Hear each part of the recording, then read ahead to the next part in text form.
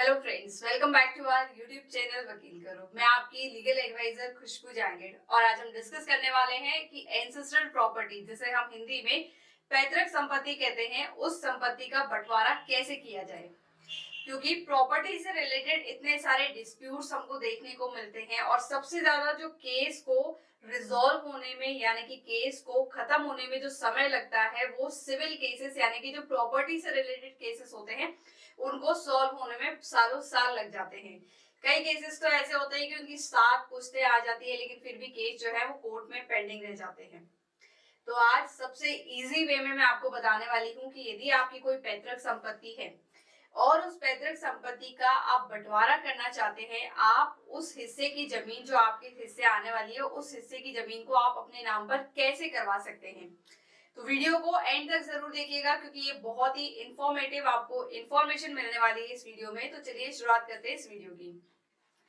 Topic को समझने से पहले हमें ये समझना होगा कि जो एंसेस्ट्रल प्रॉपर्टी होती है वो क्या होती है। एंसेस्ट्रल प्रॉपर्टी को हम हिंदी में पैतृक संपत्ति कहते हैं। इसका मतलब ये होता है कि जब कोई प्रॉपर्टी हमें चार जो है पीढ़ियों के बाद में प्राप्त होती है, चौथी पीढ़ी को वो प्रॉपर्टी, तो ये कहलाती है एंसेस्ट्रल प्रॉपर्टी। फॉर एग्जाम्पल, मुझे मतलब कि मेरे जो भाई है या फिर मुझे जो प्रॉपर्टी प्राप्त हो रही है वो मेरे परदादा से प्राप्त हुई है, तो वो प्रॉपर्टी मेरे लिए पैतृक संपत्ति कहलाई जाएगी। परदादा से दादा को ट्रांसफर होगी, दादा से यहाँ पर पिता को, पिता से जब मुझे मिलेगी वो प्रॉपर्टी तो मेरे लिए वो प्रॉपर्टी एंसेस्ट्रल प्रॉपर्टी कहलाएगी। अब एंसेस्ट्रल प्रॉपर्टी में बंटवारा कैसे करवाएं, तो सबसे पहली चीज आपको ये समझनी होगी कि मान लो यहाँ पर 3 पीढ़ी है, कि मान लो एक दादा है ए, इसके जो है 2 बच्चे हैं, 2 बेटे हैं। प्रॉपर्टी पहले इनमें डिवाइड हो जानी चाहिए, इसके बाद ही जो है मान लो कि आप है ये और आप जो है इस प्रॉपर्टी का जो है पैतृक संपत्ति है इसका बंटवारा करना चाहते हैं, तो सबसे पहले आपके दादा से जो है आपके जो पिताजी है उनमें वो प्रॉपर्टी आ चुकी होनी चाहिए। यदि मान लो आपके दादा से ही अभी तक जो है पैतृक संपत्ति का बंटवारा नहीं हुआ तो आप जो है उस प्रॉपर्टी में क्लेम नहीं कर सकते हैं। आप उस प्रॉपर्टी में जाकर के ये नहीं कह सकते कि उसका बंटवारा किया जाए, क्योंकि सबसे पहले यहाँ से आपके दादा के थ्रू यहाँ पर जो है प्रॉपर्टी का बंटवारा किया जाएगा, आपके पिता को जो प्रॉपर्टी मिल जाएगी तब जाकर के आप उस प्रॉपर्टी में से बंटवारा मांग सकते हैं। ये बात क्लियर हो गई कि कौन जो है मांग सकता है और एंसेस्ट्रल प्रॉपर्टी क्या होती है। अब बात करते हैं कि एंसेस्ट्रल प्रॉपर्टी में बंटवारा कैसे करवा सकते हैं आप। सबसे पहली बात आती है कम्युनिकेशन, मतलब आप बात करके उस प्रॉपर्टी का बंटवारा कर लो, उससे बेटर कोई सोल्यूशन हो ही नहीं सकता है। लेकिन जो 80% जो केसेस देखने को मिलते हैं वो बातों से नहीं बनते हैं, क्योंकि क्या होता है कि फॉर एग्जांपल किसी पिता की, मान लो एक कोई पिता है, इसके 2 बच्चे हैं बी और सी। ज्यादातर यही प्रॉब्लम होती है। कई बार बी कहता है कि मैं प्रॉपर्टी का बंटवारा नहीं करना चाहता हूँ, कई बार आप खुद ही कह देते हो कि अभी मेरे पास टाइम नहीं है, मैं नहीं करना चाहता हूँ। तो ऐसा करके जो प्रॉपर्टी का बंटवारा है वो नॉर्मल कम्युनिकेशन से होता ही नहीं है। कई बार क्या होता है कि आप तो इंडिया में हो लेकिन आपका जो दूसरा भाई है वो अमेरिका में बैठा हुआ है, उसको 10 साल हो गए, वो आता ही नहीं है, प्रॉपर्टी का बंटवारा करता ही नहीं है, तब कम्युनिकेशन से कैसे बात चले। कई बार क्या होता है कि रोड के किनारे की आपकी प्रॉपर्टी है जिस पर 2 रोड लगती हो।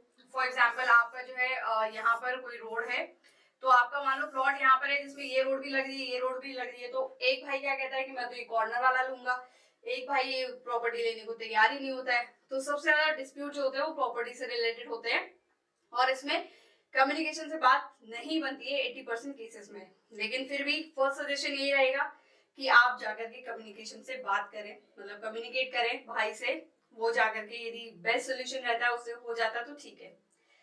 अब नेक्स्ट सिचुएशन ये आती है कि प्रॉपर्टी के पेपर, कम्युनिकेशन से बात नहीं चली और प्रॉपर्टी के पेपर्स, जाहिर सी बात है एक ही ओरिजिनल पेपर होते हैं। कई बार ऐसा होता है कि भाई प्रॉपर्टी के पेपर्स जो है लेकर के बैठा हुआ और वो अमेरिका बैठा हुआ, आप बैठे हुए इंडिया में।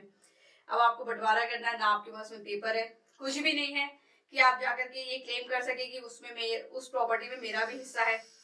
तब आप क्या कर सकते हैं, प्रॉपर्टी के पेपर हैं तब तो कोई दिक्कत नहीं है, यदि नहीं है तब आप क्या करें। उस सिचुएशन में आप क्या कर सकते हैं कि आपको जाना पड़ेगा रेवेन्यू ऑफिस में, या फिर जिसे हम रजिस्ट्रार ऑफिस भी कहते हैं। वहां पर जाकर के आपको एक एप्लीकेशन लगानी होती है कि ये जो प्रॉपर्टी है उसमें मेरा भी हिस्सा है, यानी कि वो मेरे पिता की पैतृक संपत्ति है तो उसमें बंटवारा होगा। तो उस जो पिता की प्रॉपर्टी है उसके मेरे पास में पेपर नहीं है, आपको यहाँ पर कुछ फीस पे करनी पड़ती है। फीस पे करने के बाद में आपको रजिस्ट्रार ऑफिस से उस लैंड की, उस प्रॉपर्टी की एक सर्टिफाइड कॉपी जो है इश्यू कर दी जाती है। इसको इश्यू करने में 2 से 3 दिन का समय लगता है। यहाँ पर आपको कुछ फीस पे करनी पड़ती है। विदाउट फीस पे कुछ भी यहाँ पर काम नहीं होता, आपको कुछ पैसे पे करने पड़ेंगे। उसके बाद में आपको उस प्रॉपर्टी के यहाँ पर जो है सर्टिफाइड कॉपी मिल जाती है। अब क्या चीज होगी, अब आपके पास में पेपर हो गए हैं, पेपर आ गए हैं।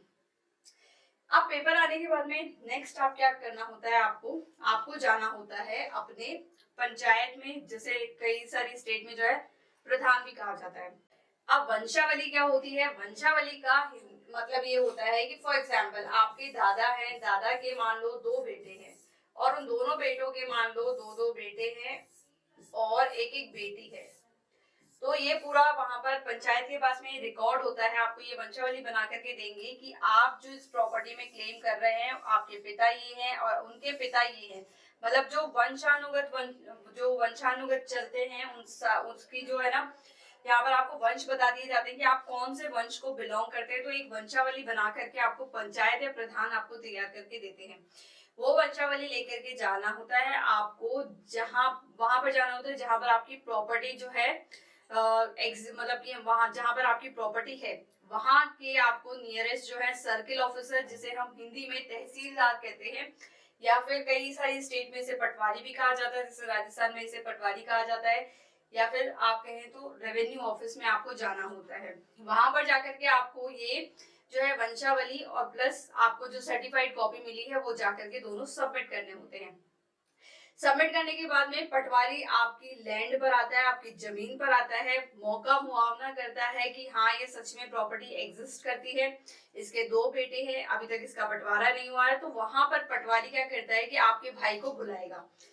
अब फॉर एग्जाम्पल जैसे मैंने पहले आपको बताया कि मान लो आपका भाई अमेरिका में, तब क्या करें, तो आपके भाई के जो है फैमिली मेंबर्स, फॉर एग्जाम्पल उसकी वाइफ को या फिर उनके बच्चों को वहां पर बुलाया जाएगा। उनसे पूछा जाएगा कि आप इस प्रॉपर्टी में से कौन सा हिस्सा लेना चाहते हैं। यदि वो वहां पर कम्युनिकेशन से बात हो जाती है तब तो सही है। कई बार ऐसा होता है कि लड़ाई झगड़े बहुत ज्यादा बढ़ जाते हैं, तो पटवारी क्या करते हैं, यहाँ पर उस प्रॉपर्टी को बेच करके जो यहाँ पे जो रेवेन्यू ऑफिसर को ये वो सजेस्ट कर दे कि इस प्रॉपर्टी को बेच करके जो पैसा आएगा उसको वहां पर सभी भाइयों में या फिर जो बहन है उन सभी में डिवाइड कर दिया जाए इक्वली। जनरली जो है बेचने की नौबत नहीं आती, कई बार ज्यादातर क्या होता है कम्युनिकेशन से बात बन जाती है और जो भी भाई होते हैं वो राजी हो जाते हैं प्रॉपर्टी लेने के लिए, जो जिस भी हिस्से में उसकी प्रॉपर्टी आती है। तो बेसिकली पटवारी मौका मुआवना करता है, वहां पर उसका जो है प्रॉपर्टी का बंटवारा कर देता है सामने।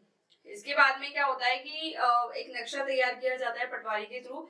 नक्शा तैयार करने के बाद में नेक्स्ट डेट पर जाकर के वो नामांतरण खोलता है कि हाँ इस हिस्से में ये जो प्रॉपर्टी है इस प्रॉपर्टी के इतने हिस्से कर दिए गए हैं और इस हिस्से में आपका जो है ये प्रॉपर्टी आपको बिलोंग करती है, ये प्रॉपर्टी आपको बिलोंग करती है। ये पूरा पटवारी ऐसा काम करता है। इसमें कम से कम भी 2 से 3 दिन का समय लगता है, लेकिन जो प्रॉपर जो पेपर बन के आते हैं उसमें 2 से 3 महीने का भी समय लग जाता है, अकॉर्डिंग टू केसेस कि कितने सारे केसेस आए हैं वहां पर पेंडिंग है। और जो आपको वहां पर फिर से जो रजिस्ट्रार ऑफिसर ऑफिस होता है वहां से आपको फिर से ओरिजिनल पेपर आपके नाम पे जो प्रॉपर्टी मतलब जो प्रॉपर्टी आ जाती है वहां से आपको जो है पेपर्स मिल जाते हैं। तो वहां से आपको पेपर जाके कलेक्ट करने होते हैं, इसमें 2 से 3 महीने का समय लगता है। तो इस तरीके से आप जो है प्रॉपर्टी का बंटवारा कर सकते हैं। ये ही एक सोल्यूशन होता है, सबसे बेस्ट सोल्यूशन होता है कम्युनिकेशन के थ्रू। यदि उससे बात नहीं बनती है तो आप इस तरीके से जो है प्रॉपर्टी का बंटवारा करवा सकते हैं। तो आज की वीडियो के लिए बस इतना ही। मैं उम्मीद करती हूँ कि मेरे द्वारा दी गई इन्फॉर्मेशन आपके लिए यूजफुल रही होगी। तो आप प्लीज लाइक कर दें, शेयर कर दें, साथ ही साथ सब्सक्राइब करें हमारे यूट्यूब चैनल वकील करो को।